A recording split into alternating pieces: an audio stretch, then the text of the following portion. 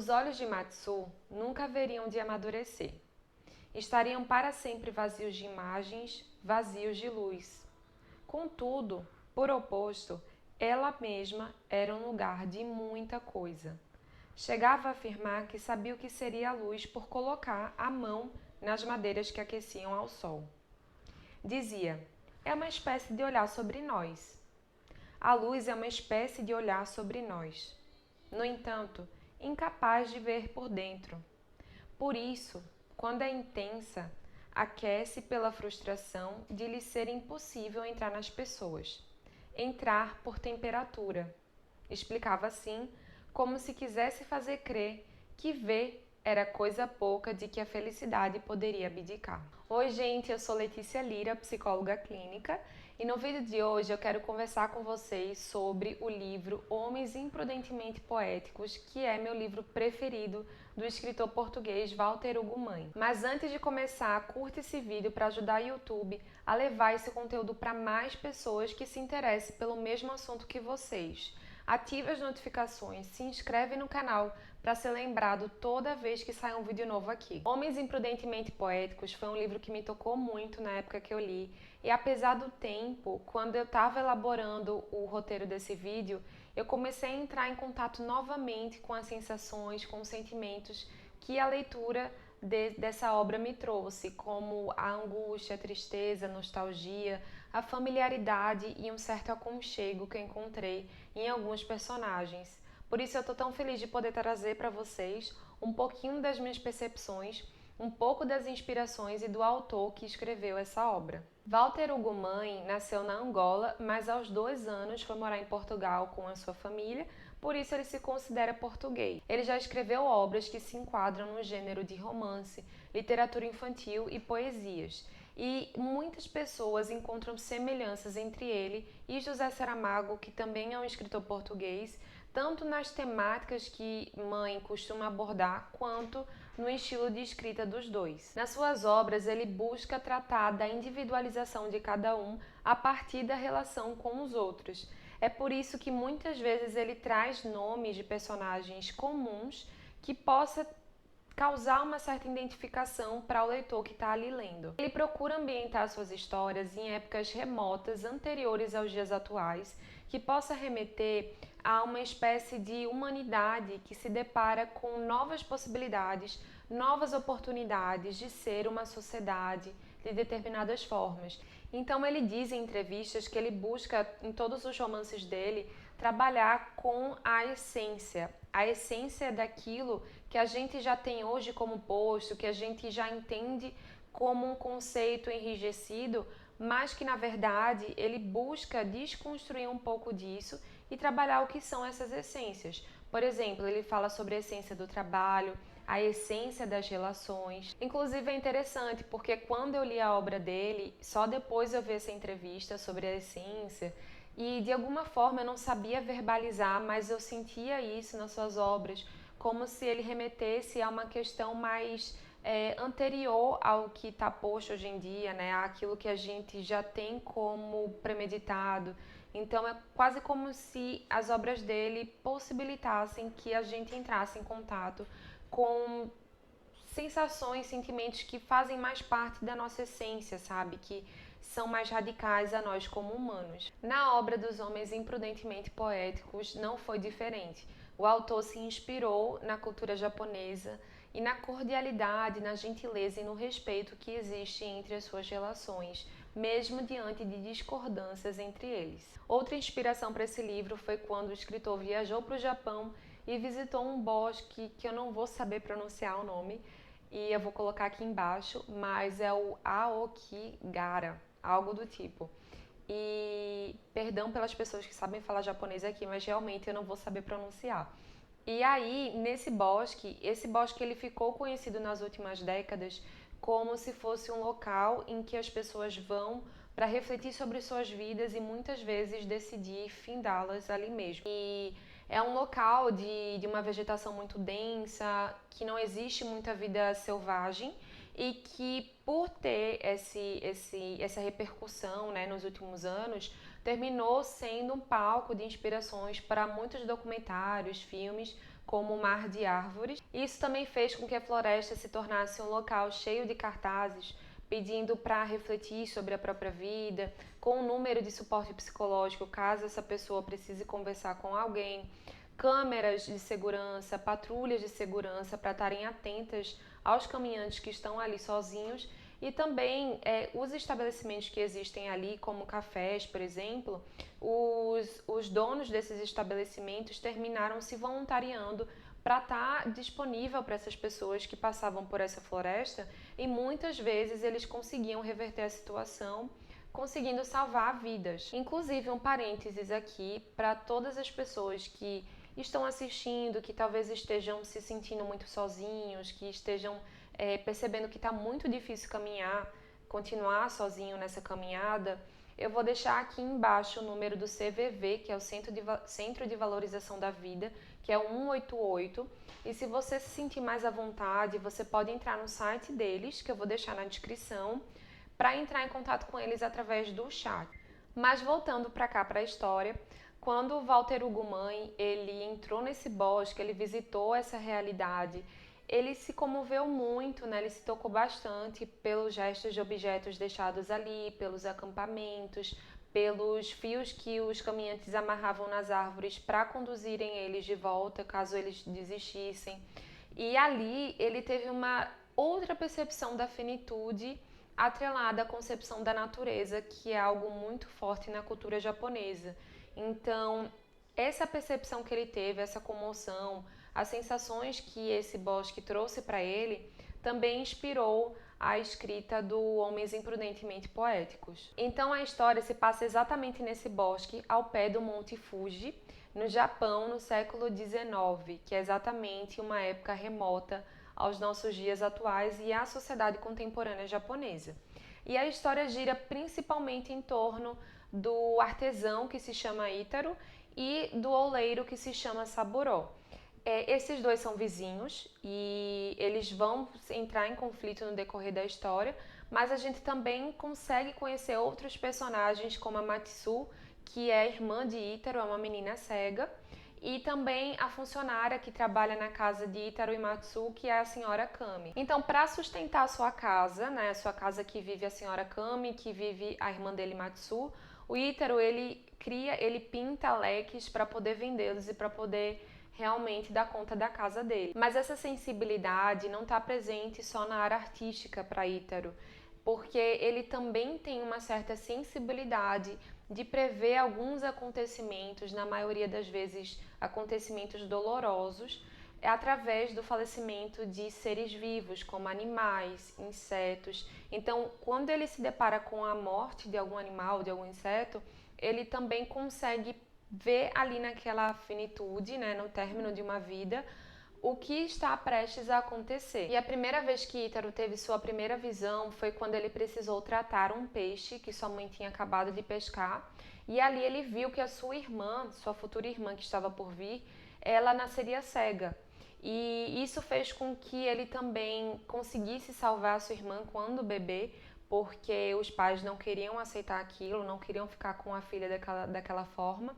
E ele criou um vínculo fortíssimo com Matsu. Desde então, Ítaro ele vai buscando lidar com essa capacidade que ele tem de prever o futuro, mas de prever apenas desgraças, né? Algo que não é favorável para ele saber. E aí ele vai lidando com aquilo e a gente também vai entrando em contato com os ímpetos agressivos dele, com a agressividade que ele sente, os pensamentos que são muito voltados para essa parte mais agressiva que ele tem. Ao mesmo tempo, o Ítaro ele mostra a sua responsabilidade, o seu compromisso de estar ali provendo para Matsu e para a senhora Kami através do seu artesanato. E ele também demonstra um fortíssimo carinho pela Matsu, e ele enxerga nela uma possibilidade muito maior do que as pessoas costumam enxergar devido à sua limitação.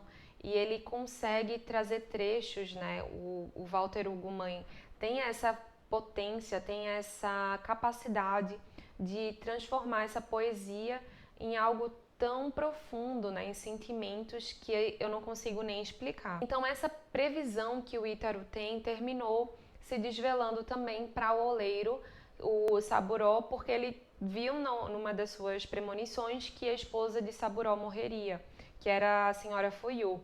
Então ele avisou o oleiro que aquilo ocorreria, que algum bicho da floresta atacaria sua esposa, e o oleiro ele entrou em desespero e ele começou a pensar em 1000 possibilidades, fazer 1000 coisas para que aquilo não acontecesse. Então ele até cultivou um jardim muito bonito na esperança que os deuses não fizessem aquilo com ele, né? Não tirassem dele a mulher. Mas não teve jeito, realmente. A premonição de Ítaro se concretizou e o oleiro ele entra num estado de melancolia, né, de depressão por ter perdido a mulher. Ele passa a vivenciar uma fase de luto, em altos e baixos. E uma coisa que acontece é que anteriormente ao falecimento da esposa dele, os dois viviam ali na parte mais alta do Fuji, do Monte Fuji, e ali muitos caminhantes passavam, né, caminhantes que estavam realmente decididos a tirar a própria vida, mas eles muitas vezes conseguiam juntos reverter a situação, conseguiam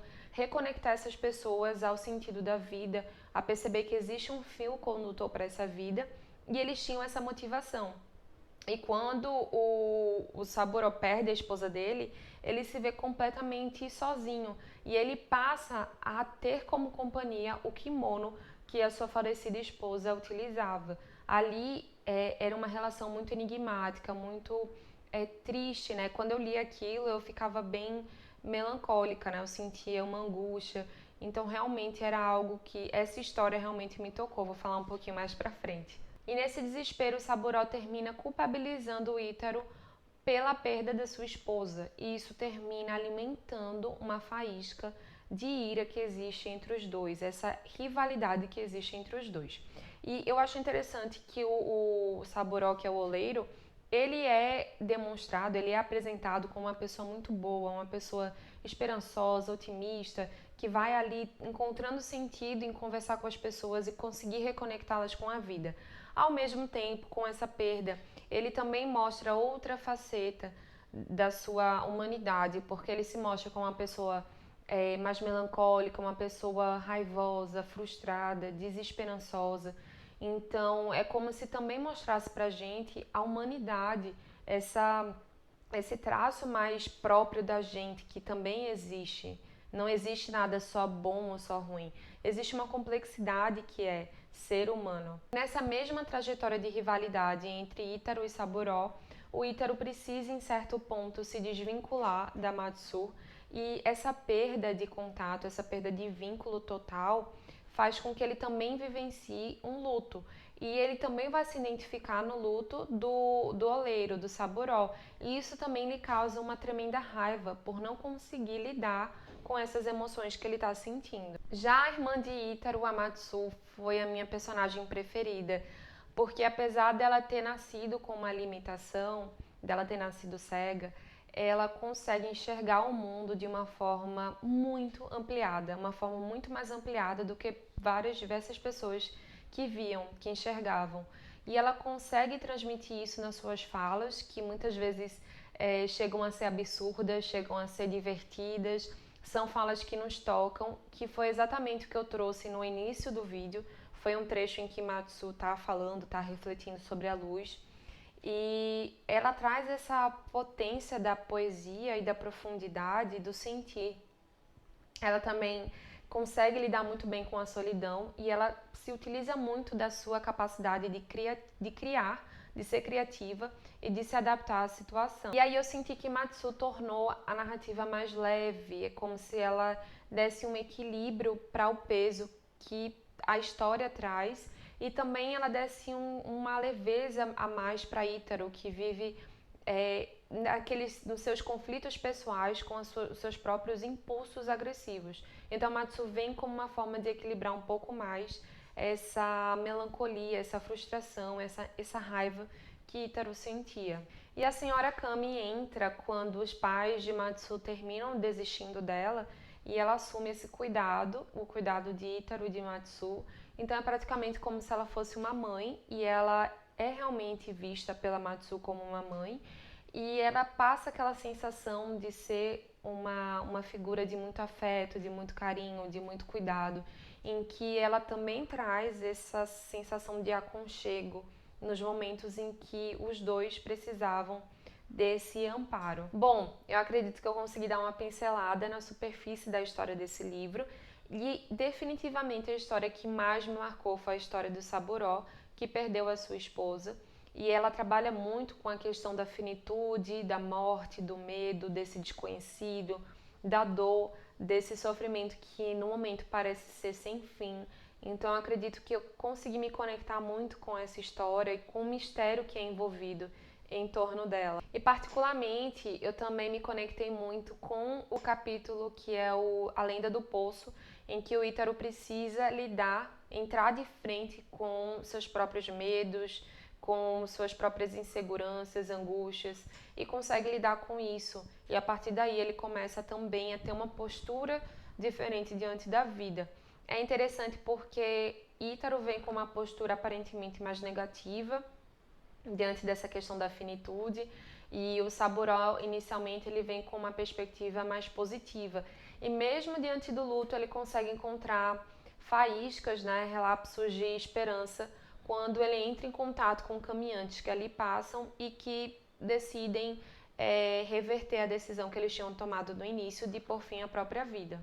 Mas em ambos o livro consegue mostrar suas facetas da complexidade humana, em que não, como eu falei anteriormente, a gente não é uma simplicidade em que a gente vai sentir apenas uma coisa boa, ser uma coisa boa, uma coisa ruim. A gente está repleto de um turbilhão de possibilidades, de emoções, de formas de agir, de pensar, de sentir. Homens Imprudentemente Poéticos é um livro que fala sobre luto, sobre angústia, sobre o medo, sobre inseguranças. E segundo o autor, também é um livro que trabalha com essa questão da cordialidade, das relações, dessa questão da gentileza. É um livro que também tira a gente do cotidiano e nos coloca de frente com questões próprias da nossa existência. Então, mesmo que seja não tão fácil de verbalizar, mas você vai provavelmente se sentir tocado, e eu acredito que cada leitor vai ser tocado de formas diferentes, vão ser chamados mais atenção por fatores que podem ser diferentes dos outros, mas que isso também diz sobre você. Então, eu sempre vejo a leitura, o contato com a arte como uma forma também de se observar e se conhecer melhor. Então, esse é um livro que eu indico de coração, para ser lido também de coração e alma. Se você gostou desse vídeo, curte, compartilha, comenta e também se inscreve no canal e ative as notificações, porque você vai poder ser lembrado toda vez que sair um vídeo novo aqui. Até o próximo vídeo.